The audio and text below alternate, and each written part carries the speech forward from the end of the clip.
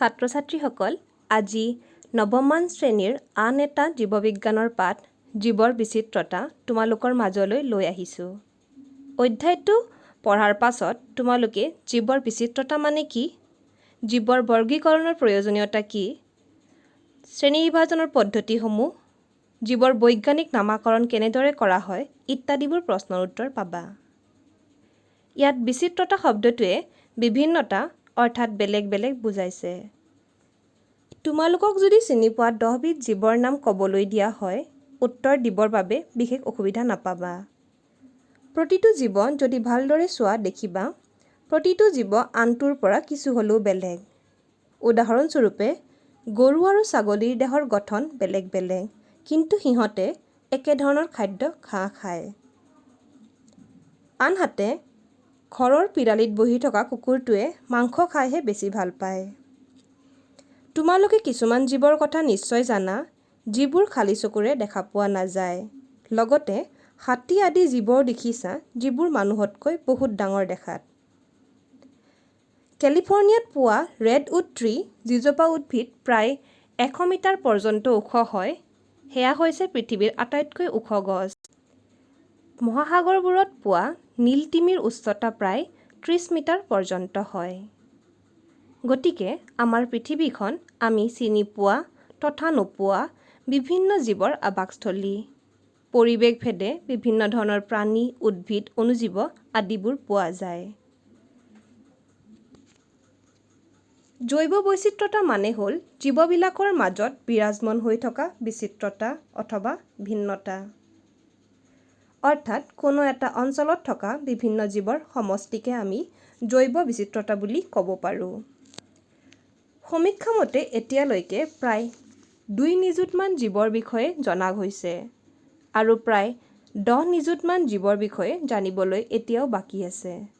আমাৰ দেশ ভাৰতবৰ্ষতো বিভিন্ন প্ৰজাতিৰ জীৱ দেখা পোৱা যায়। এই বৃহৎ সংখ্যক জীৱৰ বিষয়ে জনা তথা অধ্যয়ন কৰাটো সহজ নহয়।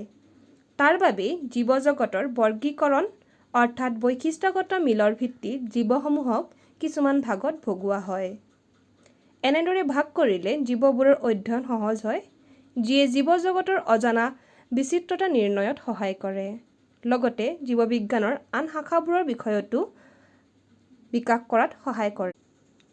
অৰ্থাৎ আমি ক'ব পাৰোঁ, জীৱসকলক শ্ৰেণী বিভাজনৰ প্ৰয়োজনীয়তা হৈছে বিচিত্ৰতা নিৰ্ণয়, অধ্যয়নৰ সুবিধা, লগতে জীৱবিলাকৰ বৈচিত্ৰ্যৰ মাজত থকা মিল বা পাৰ্থক্য জনা, জীৱবিজ্ঞানৰ আনবোৰ শাখাৰ উন্নয়নত সহায় কৰা। বিভিন্ন সময়ত বিভিন্ন বিজ্ঞানীয়ে বিভিন্ন উপায়েৰে জীৱজগতৰ শ্ৰেণী বিভাজনৰ বাবে চেষ্টা আগবঢ়াই আহিছে। ৰবাৰ্ট হুৱাইটেকাৰৰ পঞ্চৰাজ্য বিভাজন পদ্ধতিকে বহল ভিত্তিত বৰ্তমান ব্যৱহাৰ কৰা হয়। আমি ভাগবোৰৰ বিষয়ে জনাৰ আগতে শ্ৰেণী বিভাজনৰ ভিত্তিবোৰ জানি ল'ব লাগিব। জীৱবিলাকৰ কোষৰ গঠন, পৰিপুষ্টিৰ ধৰণ আৰু দেহৰ সংগঠনৰ ওপৰত ভিত্তি কৰি বিভাজন কৰা হয়। জীৱবিলাকৰ দেহৰ গঠন প্ৰকোষকেন্দ্ৰীয় কোষেৰে গঠিত নে সংকোষকেন্দ্ৰীয় কোষেৰে গঠিত?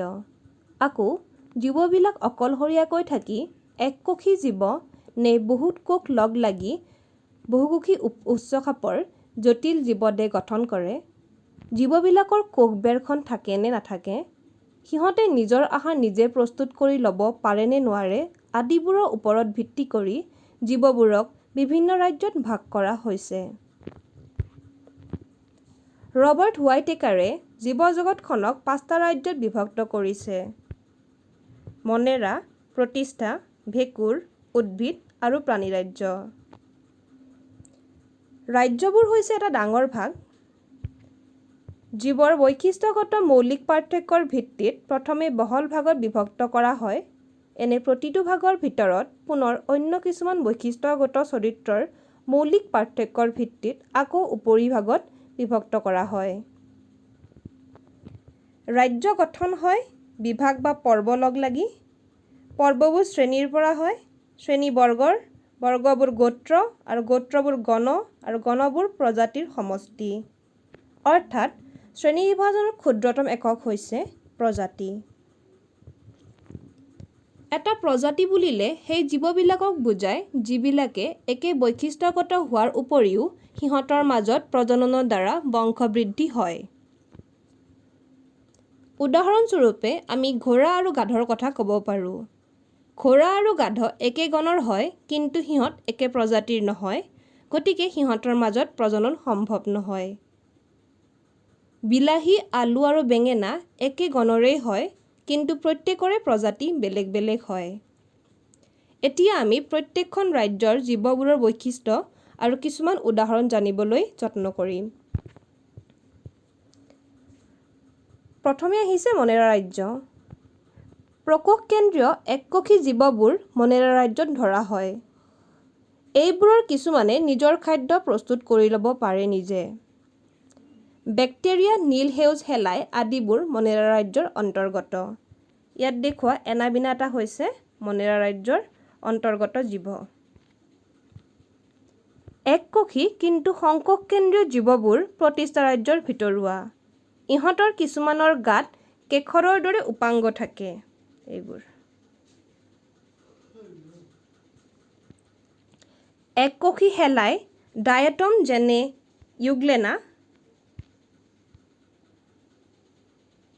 আদ্যপ্ৰাণী যেনে এমিবা, পেৰামেচিয়াম আদিবোৰ প্ৰতিষ্ঠা ৰাজ্যৰ সদস্য। বহুকোষী সংকোষকেন্দ্ৰীয় আৰু পৰপুষ্ট জীৱবোৰ ভেঁকুৰ ৰাজ্যত ৰখা হৈছে। ইহঁত বেছিভাগেই মৃতজীৱী।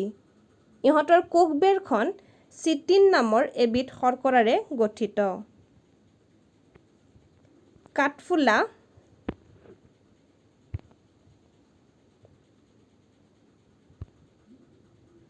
পেনিচিলিয়াম আদিবোৰ ভেঁকুৰ ৰাজ্যৰ অন্তৰ্গত।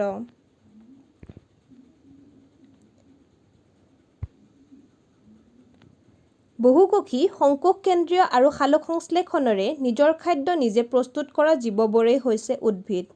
ইহঁতৰ কোষতো কোষবেৰ থাকে, যিখন চেলুলোজ নামৰ পদাৰ্থৰে গঠিত হয়।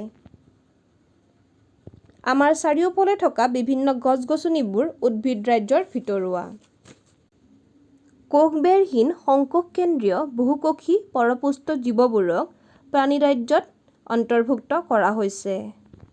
আমি মানুহবোৰো প্ৰাণী ৰাজ্যৰেই অন্তৰ্ভুক্ত। উদ্ভিদ আৰু প্ৰাণীজগতৰ জীৱবিলাকৰ দেহৰ গঠনৰ জটিলতাৰ ওপৰত ভিত্তি কৰি ইহঁতক পুনৰ কিছুমান উপবিভাগত ভাগ কৰা হয়। আমি উদ্ভিদ ৰাজ্য আৰু প্ৰাণী ৰাজ্যৰ বাবে সুকীয়া ভিডিঅ'ত ভালদৰে আলোচনা কৰিম। এইখন তালিকাৰ সহায়ত আমি পঞ্চৰাজ্য বিভাজন পদ্ধতিটো থুলমূলকৈ বুজিব পাৰিম।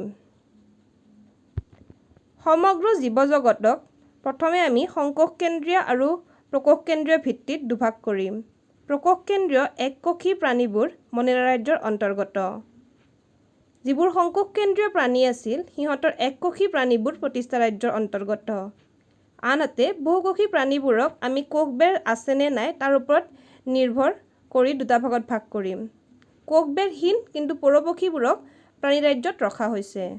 তেনেকৈ কোষবেৰযুক্ত কিন্তু পৰপক্ষীবোৰক ভেঁকুৰ ৰাজ্যত ৰখা হৈছে, আনহাতে সালোকসংশ্লেষণ দেখুৱাব পৰা বোৰক উদ্ভিদ ৰাজ্যত ৰখা হৈছে। ভিডিঅ'টো চাই কেনে পালে? যদি ভাল পালে লাইক, কমেণ্ট আৰু শ্বেয়াৰ কৰিবলৈ নাপাহৰিব। চেনেলটো ছাবস্ক্ৰাইব কৰিব। ধন্যবাদ।